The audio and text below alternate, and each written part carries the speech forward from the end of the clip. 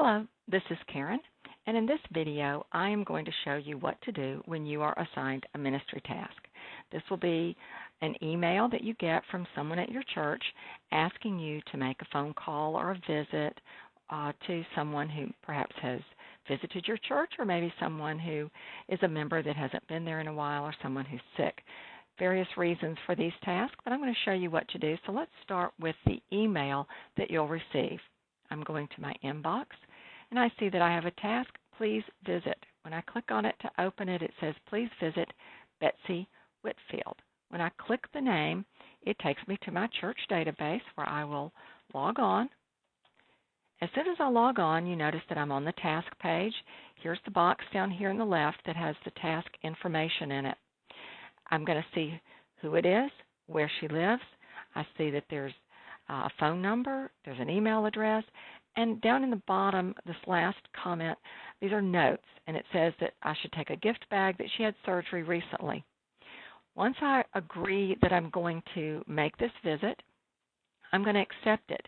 I'm going to click this right here in the middle where it says accept, and this does two things. One, it sends Fred Wells, the person who assigned me the task, an email, but it also lets him know, or anyone else know who's looking at Betsy's record, that someone has accepted a task about her.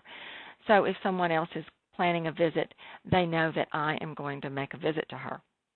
Well, I may want to get driving directions. If so, I click the link here. It gives me driving directions from the church address to her address. Perhaps I want to look at a map. I can click on the address itself, and I could zoom in and take a look at the neighborhood and whatever I need to know about where to visit her. It says to take a gift bag, so I want to make sure I have one of those when I make the visit. I want to make sure that that I remember that she's had surgery. But I also want to know if she's ever visited anything. Is she a member? Has she joined a life group? I'm going to find that information out by clicking Prospect Report.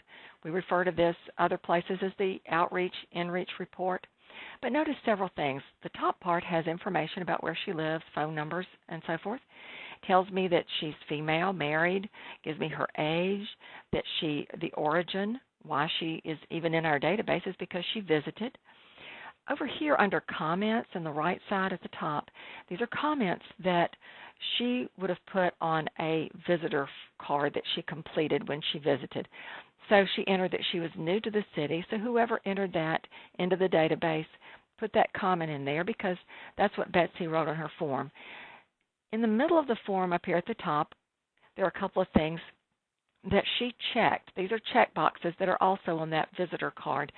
So this came straight from her record. She indicated she was interested in joining the church and she would like a visit. I can go down here and look at the family makeup. I see that her husband is in the database. Her child is. I see that she visited a worship service, the 9:30 service on the 14th of July. Now, at the bottom of that, I see two contacts that have already been made. On the 10th, Beth Marcus made a phone call, invited her to her class, and she planned to come. And she was going to meet her in the fellowship hall. Evidently, she came, but she made it only to the worship service, not to the life group, or it would be listed here. On the 25th, someone else made a visit, Maggie, and the comments that she made were that Betsy was not feeling well, that she prayed with her about her upcoming surgery. This is great information for me to know before I go make this visit. All right, now I'm ready to make the visit. I can print this form if I want. It gives me a place to jot down notes when I make the visit. I come back home. Now, when I come back home, I'm probably going to log back into my church database, and when I do, I'll be on the home page. So here I am on the home page. Notice that I still have my task to visit Betsy. I haven't completed it yet, so I want to click Please Visit. That's the actual task. If I clicked on her name, it would go to her record. So here I am back on the task. I've completed it. I completed it before the due date. And so now I need to mark that it's completed and fill out the contact form. And you do that by looking right down here on the bottom left where it says Completed Contact. I just click Complete. That will do a couple of things. It will send an email to the person who assigned me the task, letting them know that I've completed it, and it will open this contact page where I want to record the results of my visit. The first thing I'll do is select a ministry.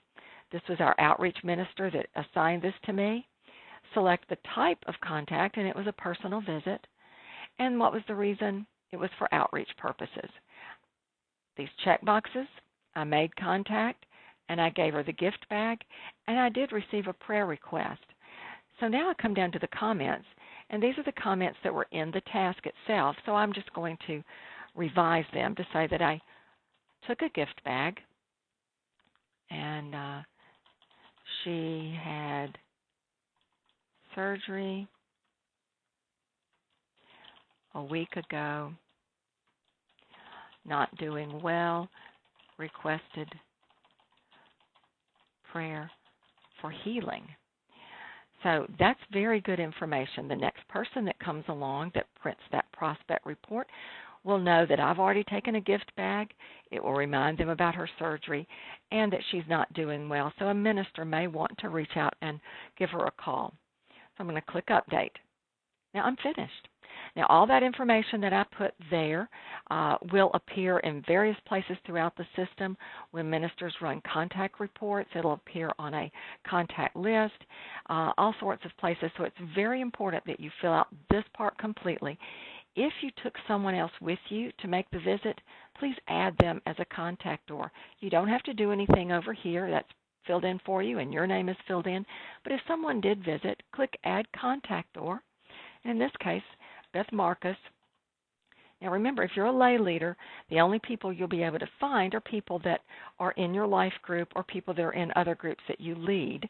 So I click Search and I find Beth immediately. And I click Commit and Add. Now this completed the contact. So if someone is looking at that contact results, they'll see that Beth also made the visit with me. So I'm done. That's all you have to do to complete a contact. Thank you.